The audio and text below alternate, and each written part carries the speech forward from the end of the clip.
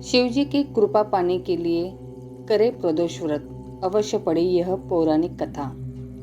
ओम नमः शिवाय। प्राचीन काल में एक गरीब पुजारी हुआ करता था। उस पुजारी की मृत्यु के बाद उसकी विधवा पत्नी अपने भरण पोषण के लिए पुत्र को साथ लेकर भीख मांगती हुई शाम तक घर वापस आती थी।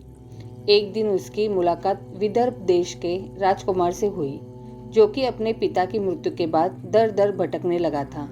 उसकी यह हालत पुजारी की पत्नी से देखी नहीं गई। वह उस राजकुमार को अपने साथ अपने घर ले आई और पुत्र जैसा रखने लगी। एक दिन पुजारी की पत्नी अपने साथ दोनों पुत्रों को शांडिल्य ऋषि के आश्रम ले गई। वहां उसने ऋषि से शिवजी के प्रदोष व्रत की कथा एवं विधि सुनाई तथा घर जाकर अब वह भी प्रदोष व्रत करने लगी। एक बार दोनों बालक वन में घूम रहे थे। उनमें से पुजारी का बेटा तो घर लौटा गया, परंतु राजकुमार वन में ही रह गया। उस राजकुमार ने गंधर्व कन्या को क्रीड़ा करते हुए देखा तो उनसे बात करने लगा। उस कन्या का नाम अशुमती था। उस दिन वह राजकुमार घर देरी से लौटा। राजकुमार दूसरे दिन फिर से उसी जगह पहुंचा जहां अशुमती अपने माता पिता से बात कर रही थी। तभी अशुमती के माता पिता ने उस राजकुमार को पहचान लिया तथा उससे कहा कि आप तो विदर्भ नगर के राजकुमार हो ना, आपका नाम धर्मगुप्त है।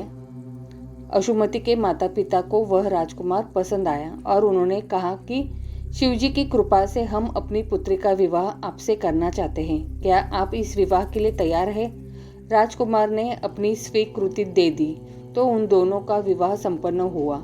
बाद में राजकुमार ने गंधर्व की विशाल सेना के साथ विदर्भ पर हमला किया और घमासान युद्ध कर विजय प्राप्त की तथा पत्नी के साथ राज्य करने लगा।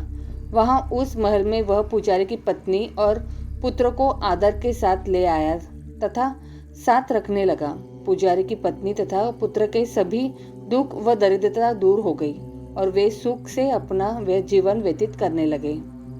एक दिन अशुमती ने राजकुमार से इन सभी बातों के पीछे का कारण और रहस्य पूछा। तब राजकुमार ने अशुमती को अपने जीवन की पूरी बात बताई और साथ ही प्रदोष व्रत का महत्व और व्रत से प्राप्त फल से भी अवगत कराया। उसी दिन से प्रदोष व्रत की प्रतिष्ठा और महत्व बढ़ गया तथा मान्यता अनुसार लोग यह व्रत करने लगे। कई जगहों पर अपनी श्रद्धा के अनुसार स्त्री पुरुष दोनों ही व्रत करते हैं। इस व्रत को करने से मनुष्य के सभी कष्ट और पाप नष्ट होते हैं तो मनुष्य को अभीष्ट की प्राप्ति होती है।